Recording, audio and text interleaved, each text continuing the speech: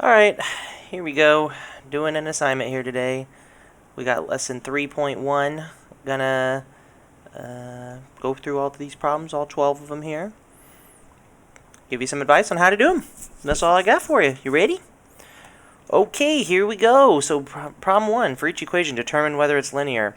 There's a little list of stuff we went over in class to decide if stuff is linear or not. I will say this, if you're ever unsure if it's linear or not, you can always graph it on Desmos. For example, this first one here, y equals negative x squared plus 9. That's what it says, right? Okay, if it makes a straight line, it's linear. This is clearly not a straight line, so this is not linear. However, you can tell without graphing. If the equation has an exponent, that's not good. So is this linear? No. Also, by that same logic, these two down at the bottom, those are exponents that have, those are exponents. We can't have that. That's not linear. And then 2x minus 5, that actually is linear. So I'm going to write that real quick just to show you y equals 2x minus 5. And a linear would look like this, a straight line. Simple, right? That's it. That's how you decide if something's linear or not linear. Okay, next. Are these linear or not linear? Okay, I see exponents. That's a no. This one's a little bit weird. It's got a y on the bottom. That's also a no. I'll show you in the graph how this looks. X plus 5 over y. Now I'm just going to graph x plus 5 over y. It doesn't even graph the thing, right? It says equals 0. Now if I graph it with that, okay, there we go. That is clearly not a straight line. That's some stuff you haven't seen before. If you see fractions with a what do you call it, variable on the bottom, that's usually a no. Now this next one's a little bit of a mess, but actually this one's okay. It's got two instances of x, but that doesn't ruin its linearness. If it has regular x's, regular y's, they're not under the fractions, there's no exponent, if it's in multiple places, that it's still workable. So this is a yes. And then this last one has x times y together. That one's also going to be a no. You can't have that. So basically you're looking for x and y separated, or sometimes it just has x or just has y. It's okay to miss a variable. That's actually even more likely that it works, as long as there's no exponents. So if you're unsure, again, just graph it on Desmos. Check it out. Okay, next, rewrite the equation in ax plus by equals c form. This is absolute, not absolute, I'm so ridiculous, man. I have no idea what I'm talking about. This is standard form. There we go. Can't remember my math forms anymore, man. Alright, here comes paint. Let me extend this. Oh, wait a minute. I'm going to scoot this over slightly so my head's not in the way. There, perfect. Okay, so this says y plus 5 equals 3x minus 6. So standard form means you got to get x and y together. You can't have any fractions or decimals, and the a term, the thing with x, has to be positive. So first thing let's do is let's distribute here.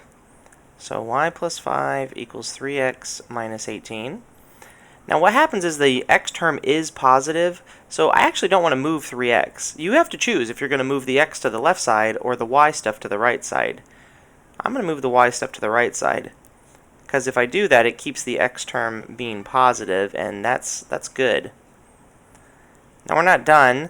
X and y are together like the form wants, but you can't have any additional stuff, so this 18 needs to be added to both sides. So you get 23 equals 3x minus y. Now it's a little bit backwards, but that's still standard form. I'm going to write it backwards just to see what happens. 23 equals 3x minus y. I don't think it'll mind if I write it backwards. Okay, it sure didn't. Okay, another one. Oh, good. I'm glad this one came out like this, because this is going to be a little bit different from the last one, and you might experience one or both of these. I don't know. So I'm glad I got to see both kinds. Minus 2, x minus 3. So I distribute. Y minus 4 equals negative 2x plus 6. Clicking the mouse again, and I don't want to. Okay. Now this time the x term is negative, so I actually don't think that should stay here. It'd be better if I moved the x to the left side. This is different from the previous problem. Last problem I moved y over. Here I'm moving x over. Basically, you should just do whatever you need to do so that the x is positive. So in this case, adding it to both sides made it positive. Then I'm going to add 4 to both sides and get 2x plus y equals 10. And there we go. I'm just going to type it in. 2x plus y equals 10. Oops, that didn't come out 10. All right, there we go. Cool. So this first couple problems are: is it a linear equation? And then if it is a linear equation, what you could do is switch it to this standard form. We didn't have to do both things at once, but on the lesson that we did that day, we did do both things at once. So we did a little bit of deciding if it's linear, then switching it to standard form. In these cases, we had is it linear, and then separately put it in standard form. So hopefully that was good practice on doing those two things together, just they're separated. All right, these next couple problems ask you about the intercepts. The x-intercept, well, that's where it crosses the x-axis. So in this case, it's 1, and then the y-intercept is where it crosses the y-axis. In this case, -2. Do not overthink that. Now, I will say these intercepts are actually 1, 0. This is 1, 0, and this is this is 0, -2. They don't expect you to write the full coordinates out, which I think is a shame, but whatever, it's fine by me. All right, here the y-intercept is 4, and the x-intercept is -2. There's 3 points right there. All right, another one. It says the equation of the line is given below. Find the x and y intercept and use them to graph the line. Now, there is a way to do this by hand, and I'm going to show it to you on this first problem, but in general, I don't think doing that is quite necessary since we have access to lovely graphing devices, and you're welcome to use those, but I'll show you by hand. So what you want to do is this. If you're going to do it by hand, you split it into 2 problems. One wherein you plug in 0 for y, which basically just leaves you the x stuff and the number. And then there's another one where you plug in 0 for x, which just leaves you the y stuff and the number. And then you solve them separately. Dividing by 2 gives x equals 4. Dividing by -4 gives y equals -2. And those are the intercepts right there.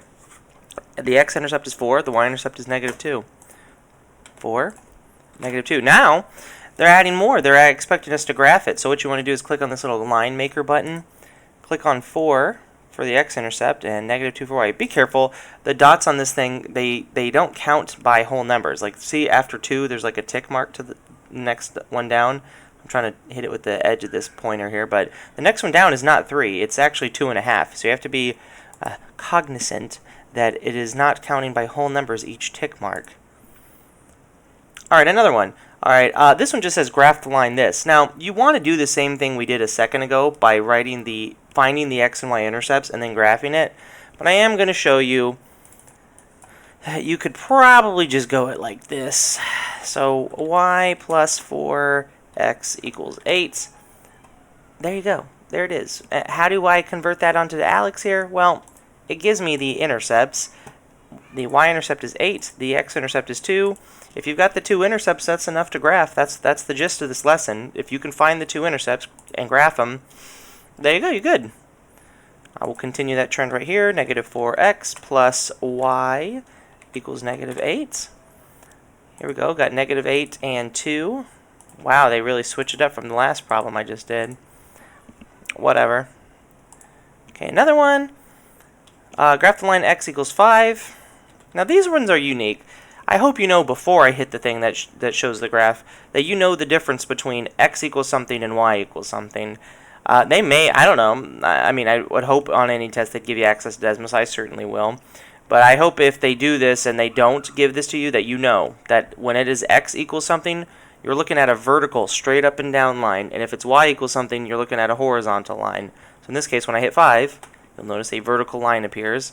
I had some people with confusion about how to graph this. They saw this intercept, but they didn't know what to do. There was no other intercept or any other point on the entire line here. So what you want to do is just literally click anything vertically that makes the line go up or down. Like I could click anything as long as it makes the line vertical, and it's going to be acceptable for an answer, okay?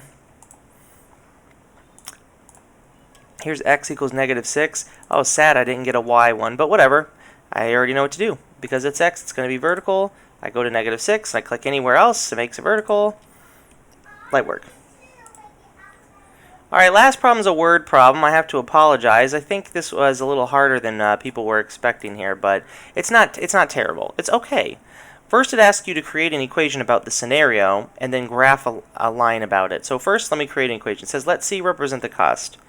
Well, that's what we want to find. What is the total cost?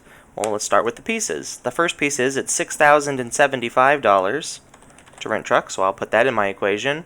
And it will cost an additional $225 for each ton of sugar. Now, you can't just write $225. You have to add a variable here because it's $225 per each ton. So that's $225S, because the thing here says use S to represent the sugar. Yes, you got to use all this information. There's money that you start with. You just have to pay that no matter what. And you have to pay more for each ton of sugar. And you need to represent that with this equation. Now, this is not standard form. This whole assignment was a little bit about standard form, and this is not standard form. This is slope-intercept form. This is y equals, and then later we have mx, and then plus b is kind of in the front, which is okay. It's a little backwards, but it's okay. That's okay. We can work with this. Now, here's the problem. To graph this, you're going to need 2 points. Now, you have 2 choices. Wait, what do you have? What do you have 2 choices? No, I guess you could use Desmos. Actually, you know what? Forget about it. I want to show you how to use Desmos. Oh my gosh, my thing is not happy about this. All right, here we go. Desmos. Now, to use Desmos, you can't use C and S. You will have to convert. Let's put y equals 6,075 plus 225x. Then you can zoom out a lot, like a whole lot. And then if you zoom out too much, you're going to be like, wow, this is gross. So what you might want to do is reposition the graph. It's too skinny. So to fix that, we change the x-axis to much smaller numbers, like -10 and maybe +10. Look at that. Now the graph looks a lot better. Why did that make it so much better? Because if you look at my table down here, I mean my given graph, it goes 1, 2, 3, 4, 5, 6, 7, 8. So you're not transporting a lot of tons of sugar. You wouldn't want to have it the way it was over here, where it's like thousands of tons of sugar. Okay, anyways, you doing this allows us to see something. We can click on this and see the y-intercept, 0, 6,075. Oh, but shame is me. I can't click that on this graph. It doesn't count by that type of number. So how do you do it? You use this little button right here, and this little button says, enter a specific point you like. So I'll enter that point, 0, 6,075. Okay, and then it asks you if you want another point. I don't yet, but you'll notice it put a little point on the graph, and I'm going to use that to help me graph a line in a second. The problem is I need a second point. So the question you might have is, well, how do I get a second point? Well, some options. You can click on this and drag it, but notice I'm getting wild decimal numbers. They're not very good. Here's a whole number, 5, 7,200.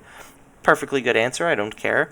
Or you could do this. If you click the gear here, there's a little thing that'll appear that has a table, and you can convert your equation into a table, and it will give you some values. So see, it says 1, 6,300, 2, 6,525. You could even add more values, 3, 4, 5, 6, 7. Hey, look, when it was 5, it had the thing I said. So you can use this to help you find a second point, or if you just want to go on paper and like use your equation and literally just plug in 1, you would get 225 plus that, which makes 6,300. So if that's what you want to do, that's what you want to do. I'm going to use that information right here. 1, oh no, don't put comma. 1, 6,300. Perfect. Now, I got very unlucky. I had to use both points like manually. I did work with people today that had a graph that was possible to put both points on automatically, or maybe sometimes people had where 1 point was possible but not quite the other one, so you had to do at least 1. I'm thinking you're probably going to have to do at least 1, and that's it. Alright, go team.